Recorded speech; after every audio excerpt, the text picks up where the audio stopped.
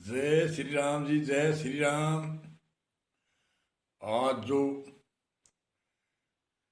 हमारे भारत में धर्म के बारे में खैंचातानी, वो कहता है हमारा धर्म बड़ा, वो कहता है हमारा धर्म बड़ा। अमुक अमुक नाम लेने की टिका टिप्पणी करने की जरूरत नहीं है। जो कोई ये धर्म नहीं है, पंथ। धर्म अलग है, पंथ अलग है। किसी ने कोई जाति पंथ में धर्म बना लिया। जो कोई राष्ट्रभक्त देशभक्त हुआ, देश में कुर्बानी दी, देश के लिए दी, और वो कहते हैं हमारी जाति धर्म का मान करके, उसका जाति धर्म मानने वाले कहते हैं हमारी जाति में अमुक अमुक हुआ। जो देश के लिए, समाज के लिए, राष्ट्र के लिए होता है वह एक किसी का नहीं होता है, सब क्या होता है, सारे संसार का होता है। संत कोई एक देशी नहीं, विद्वान कोई एक देश का नहीं, सब देशों का विद्वान सबका होता है। कोई एक जाति का नहीं होता, भी एक दायरे का नहीं होता, उसकी एक सीमा नहीं होती, उनकी बिना सीमा सारे संसार का होता है। इसलिए जो अनेक पंथ है वो धर्म नहीं है। धर्म तो हृदय में जो धारण करता है उसको धर्म कहते हैं। बाहर जो देखा देखी से कहते हैं, हमें प्रेरणा मिलती है कई, वह धर्म के चिन्ह होते हैं, चिन्ह कह सकते हैं, पंथ कह सकते हैं, उनको धर्म नहीं कहते। धर्म तो जो हृदय में धारण करता है, जो हर जन मानव, स्त्री पुरुष बच्चा बुढ़ा कोई भी हो, हर जन मानव का एक धर्म होता है, उसको धर्म कहते हैं। जो धर्म हृदय में धारण किया जाता है उसको धर्म कहते हैं। ये पंथ है। फिर पंथ कोई किसी जाति में संत हो गया, ये हमारा है, तुम्हारा कैसे? सारे संसार का है, तुम्हारा कैसे हुआ? अकेले का नहीं, परमात्मा सारे संसार का है, तो जो संत उसका सेवक है तो वो सारे संसार का है। राष्ट्रभक्त कोई हुआ है तो वो सारे संसार का है, कोई एक जाति का नहीं है, एक दायरे का नहीं है, एक क्षेत्र का नहीं है, एक देश का नहीं है, सभी देशों का है। विद्वान ऋषि मुनि आचार्य कोई महान पुरुष हुए, वह एक देशी नहीं है, वह सारे संसार का सभी का होते हैं, एक क्षेत्र का नहीं होता, एक दायरे का नहीं होता। फिर जो भी संत ऋषि मुनि है, विद्वान है, जो देश भक्त हुए, राष्ट्र भक्त हुए, उनका शरीर चाहे ओझल हो सकता है, उनकी शक्ति ओझल नहीं हुई है, उनका ज्ञान ओझल नहीं है, उनके ज्ञान की गरिमा है, उसकी शिक्षा दीक्षा आज भी अटल है और अकट्ट है, कोई टूटती नहीं, कोई फूटती नहीं।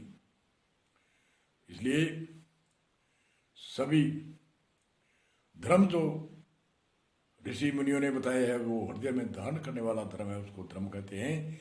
वो एक जाति का नहीं है, एक मानव का नहीं है, कोई स्त्री पुरुष सबका एक धर्म है। कोई धर्म दो स्त्री धर्म, कोई बालक धर्म, कोई बालिका धर्म, कोई स्वागण धर्म, कोई विधवा धर्म आदि आदि है, वो अलग अलग हो सकते हैं। जो एक मूल धर्म है, जो हृदय में धारण करने वाला धर्म है, वह स्त्री पुरुष विधवा युवा बुढ़ा बच्चा सबका धर्म एक है, जो संतों ने बताया है।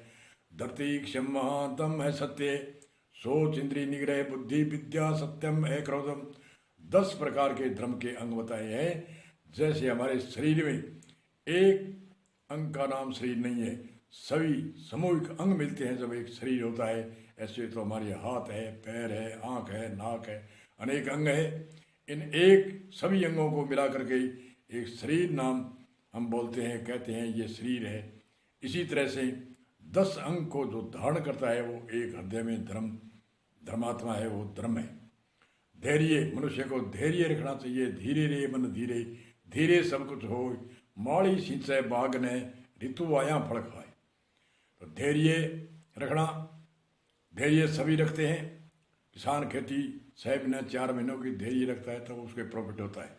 नौकरी में लगने जाने वाला 1 महीने का धैर्य रखता है, उसको तनख्वाह मिलती है। छोटे से छोटी बात करो, जैसे मजदूर भी 8 घंटा 10 घंटा काम करेगा, इतना धैर्य रखना पड़ता है उसको, पहले सुबह कोई नहीं देता, कोई लिहाज में देवे वो बात अलग है, परंतु धैर्य रखना है। इसीलिए धैर्य एक धर्म है। धैर्य क्षमा जो बार बार हमें कोई करता है उसको क्षमा, उनको माफ़ करना चाहिए। अपना आत्मनिर्भर अपने आगे विकास में लगना चाहिए।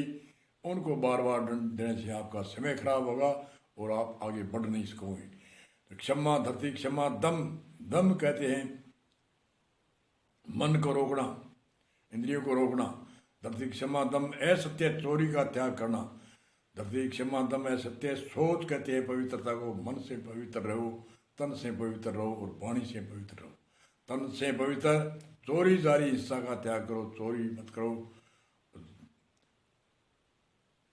हिस्सा मत करो। और जारी जारी जैसे पीछे सूत्र में बताया था, लंगोट की सच्चाई रखो। धरती क्षमा दम है सत्य सोच इंद्रिय निग्रह। सोच पवित्रता को कहते हैं। शरीर से पवित्र, 3 दोषों को त्याग करो, चोरी जारी हिंसा का त्याग, शरीर का पवित्रता। चिंता तर्सना प्राय दोष है मन से पवित्र। और वाणी से निंदा झूठ कठोर चोरी ज़्यादा बोलना। निंदा झूठ कठोर चपलता, ये 4 वाणी के दोष है। इनको त्याग करके सत्य और मिठास से बोले तो वाणी का पवित्रता होती है। तो ये बाहर का शरीर है उसको तो स्वास्थ्य के लिए सोच यानी पवित्र रखना ही रखना है, परंतु ये अंदर के जो 3 सोच पवित्रता बताई है, चोरी जारी हिंसा चिंता तरसना प्राय दोष, ये मन के और वाणी की पवित्रता, ये 4 दोष त्याग करके धरती क्षमा दम है सत्य सोच इंद्रिय निग्रह। इंद्रियों की निग्रह, इंद्रियां अपने कंट्रोल में होनी चाहिए। हमें इंद्रियों के अधीन नहीं होना चाहिए। हमारी आज्ञा में इंद्रिय होनी चाहिए। जिसके संविधान में चलती है इंद्रिय, उनका ही विकास होता है। जो इंद्रिय के गुलाम हो जाते हैं उनका विकास नहीं, उसका पतन होता है। इंद्रियों के ज्ञान इंद्रिय है 5, आँख कान नाक जीव नासिका सारी शरीर की स्पर्श। और कर्म इंद्रिय है, इनको तो ज्ञान इंद्रिय की सत्ता से और ज्ञान इंद्रियों को सत्ता आत्मा से सत्ता मिलती है। ऐसे ज़्यादा ज्ञान इंद्रिय से ऊपर गर्दन से ऊपर पड़े, मुख है, नाक है, कान है, कानों से सुनते हैं, आँखों से देखते हैं, आँखों से सात्विक भाव से देखो, कानों से अच्छे शब्द सुनो और वाणी से अच्छे शब्द बोलो। और रस के पीछे ललायत न होकर समय पर भोजन करो और गैप रखे और भूख लगे जब भोजन करो। तो ये इंद्रिय अपने निग्रह में है। इंद्रिय निग्रह बुद्धि, बुद्धि से सोच विचार करके ये काम ये अच्छा है, इसमें लाभ है, इसमें हानि है या कैसी। बुद्धि विद्या, विद्या ही कामधेनु है, तुम्हें याद हो कि नहीं याद हो। विद्या है वो कामधेनु है। विद्या कहीं भी दूसरे देश में विद्या अगर पैसे नहीं ले जाता है तो विद्या है वो कामधेनु के समान है। उस विद्या से कोई भी डिमांड खड़ी कर सकता है जो विद्या को जानता है। तो विद्या कहीं भाई भी नहीं बंटवा सकते, बंटवारा नहीं कर सकते। परिवार की कोई सदस्य विद्या जिसमें है उनका बंटवारा नहीं करते। बाहर की चीज़ों का तो बंटवारा कर लेंगे, परंतु विद्या का कोई बंटवारा नहीं होता। विद्या चाहे विदेश में जाएगी तो ही साथ में जाएगी, मृत्यु तक विद्या हमारे साथ देगी। इसलिए विद्या एक कामधेनु है। धरती क्षमा दम है सत्य सोच इंद्रिय निग्रह बुद्धि विद्या सत्यम, सत्य को धारण करो है, सत्य का त्याग करो। क्रोध, क्रोध ही यमराज है, क्रोध का भी त्याग करो। क्रोध यमराज है तो 10 धर्मों को धारण करता है, वो धर्मात्मा है। ये धर्म कोई एक देश ही नहीं है, एक जात के नहीं है, किसी भी जात के। चाहे कोई कहते अरे मैं शूद्र कह दिया, शूद्र क्यों है शूद्र? वेद व्यास जी ने क्या भाषा बोली, उनकी गाथा क्यों नहीं सुनते? जन्मे जाए थे सब शूद्र, जन्म से सभी शूद्र है। जन्मे जाए थे सब शूद्र, वेद पढ़े सो विप्र है, वेद पढ़ता है वो विप्र है। ब्रह्म चिन्हे सो ब्राह्मण, चिन्ह कहते हैं जानने को। ब्रह्म को जो जानता है, जो जानता है वो ब्राह्मण। वेदव्यासी का श्लोक है, जन्मे जाए थे शूद्र, वेद पढ़े सो विप्र, ब्रह्म चिन्हे सो ब्राह्मण। वे वेदव्यासी का श्लोक है। और हम जगह जगह देखते भी हैं मनुष्य जन्म से नहीं है, कर्म से है। तो किसी को शूद्र बोल दिया, किसी को वैश्य बोल दिया, किसी को ब्राह्मण बोल दिया। हमारे 4 वर्ण जो ये व्यवस्था के थे, जैसे घर के अंदर एक काम अलग करता है, कोई अलग अलग काम करते हैं। इसलिए हमारे समाज के अंदर इन व्यवस्था के रखने के लिए, इन शासन के लिए अलग अलग 4 वर्ण बनाए थे। जो विद्या का पाठन कराता था, अध्ययन कराता था, उनको ब्राह्मण, और व्यापार करता था वो वैश्य, और क्षत्रिय जो देश की सीमा की, देश की रक्षा करता था, राष्ट्र की रक्षा करता है, उसको क्षत्रिय, और जो कच्चे उत्पादन करता है वो शूद्र। जैसे किसान है, कोई कच्चा मटेरियल ले आके देश के विकास के लिए करते हैं। तो मनुष्य सभी एक ही हैं। मनुष्य जन्म से मनुष्य नहीं है, कर्म से है। मनुष्य की मानवता को धारण नहीं करते, उसको ऋषि मुनियों ने बहुत ही ओर दी है। क्या एक तुलसीदास जी ने ढोल ग्वार की बात कही, इतनी नहीं, और संतों ने कहा, निंद्रा भोजन भोग भय ते नर पशु समान। निंद्रा भोजन भोग भय ते नर पशु समान। नींद पशु भी लेते हैं और मनुष्य लेते हैं, क्या अंतर है? निंद्रा भोजन पशु भी करता है, मनुष्य करता है। पशु घास खाता है, मनुष्य घास का बीज खाता है, इतना ही अंतर है। निंद्रा भोजन भोग संतान पशुओं की भी होती है, मनुष्य की भी होती है। निंद्रा भोजन भोग भय पशुओं को लगता है, मौत का भय लगता है, डंडे का भय लगता है, ऐसे मनुष्य को लगता है। इन 4 बातों में मनुष्य और पशु बराबर कहा है ऋषियों ने। क्या करेंगे उस ऋषि को? क्या एक तुलसीदास जी ने नहीं कहा, निंद्रा भोजन भोग भय ते नर पशु समान। नर ने ज्ञान अधिकता, ज्ञान बिना पशु जान। ज्ञान कौन सा? ज्ञान कोई IAS डिग्री कर ली, वो ज्ञान नहीं है, वो जीविका के लिए एक उपाय है। कोई कलेक्टर है बन गया, तो वो ज्ञान जीविका के लिए ज्ञान है। कोई IAS अधिकारी है, कोई कुछ भी है, तो डिग्री राम नाम सत्य होगा, तब डिग्रियां भी ये राम नाम साथ में सत्य होगी, ये भी असत्य हो जाएगी। शरीर ओझल होगा, यह भी ओझल होगी, कहाँ साथ जाती है? ये एक जीविका का उपाय है। डिग्रियां संसार की जितनी भी विद्या है वो जीविका की एक उपाय है, व्यवस्था है, समाज की व्यवस्था है, आगे से आगे चलती रहती है। समाज के लिए अच्छी है विद्या, परंतु परलोक के लिए नहीं है। निंद्रा भोजन भोग भय तेरे नर पशु समान। 4 जगह में है, वो मनुष्य और पशु एक बराबर ही संतों ने कहा। ये तुलसीदास जैसी वाली गाली है। नर ने ज्ञान अधिकता, ज्ञान बिना पशु जान।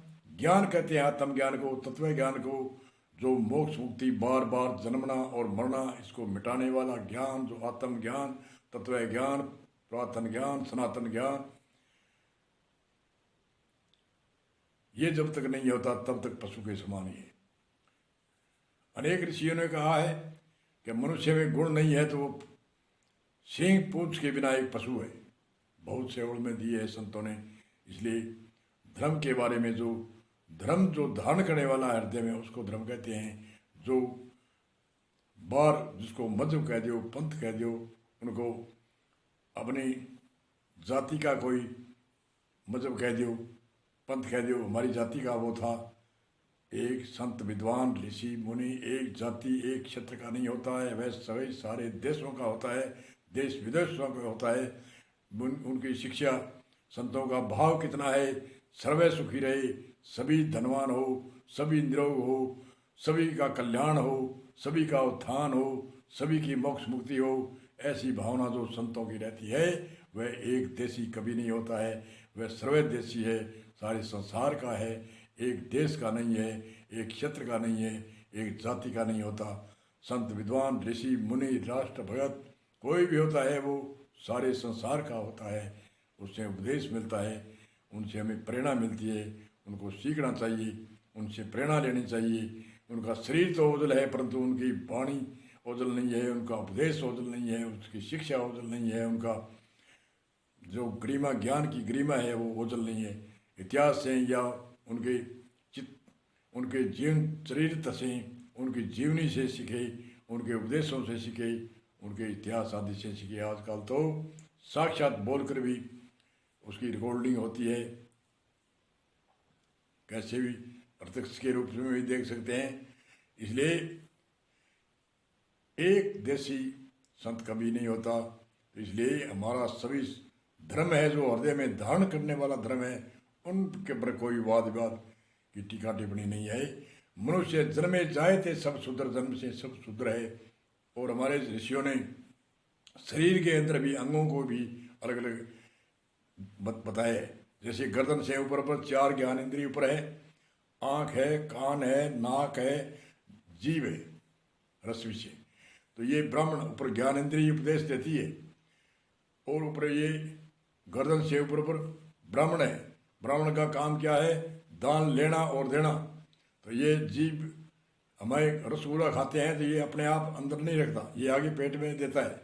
इसलिए विद्वान वह होता है, वो ज्ञान होता है, वो आगे से आगे देता रहता है। दान आता है तो वो आगे से आगे देता रहता है। तो इसलिए इन गर्दन से ऊपर ऊपर के हिस्से को ऋषि मुनियों ने ब्राह्मण, और हाथ है ये क्षत्रिय है, और ये हाथ क्षत्रिय का काम करते हैं। जैसे कोई हम दुश्मन से लड़ते हैं तो हाथ काम में लेते हैं, दुश्मन की मार आती है तो हाथ आगे देते हैं, हमारे कांटा कुछ भी लग गया तो हाथ का प्रयोग करता है। कि ब्राह्मण तो आज्ञा देता है, तो ब्राह्मण ये ऊपरली जो ज्ञान इंद्रिय है ये आज्ञा देती है, अरे आप ये कांटा लगा है, तो उनको क्षत्रिय उनके हाथ है, उनका कांटा निकालते हैं या कुछ भी करते हैं।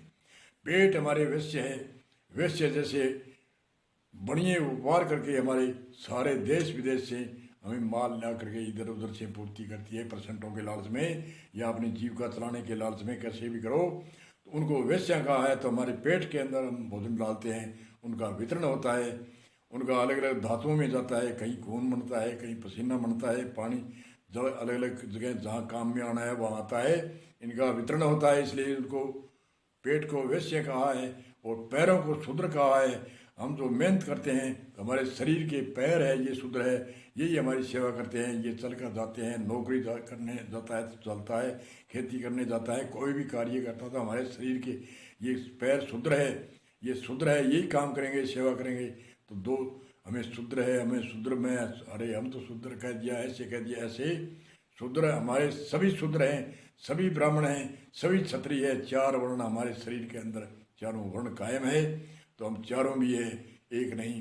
ब्राह्मण भी है, क्षत्रिय भी है, वैश्य भी हम हैं, और शूद्र भी हम हैं। सभी शूद्र भी है, वैश्य भी है, और क्षत्रिय हाथ है, और गर्दन से ऊपर है वो ब्राह्मण है। ये ऋषि मुनियों का हमारे उदाहरण के द्वारा हमें समझाते हैं। अनेक ऋषि मुनि ऐसे समझाते हैं, इसलिए उसी सूत्र को मैं दोहराता हूँ।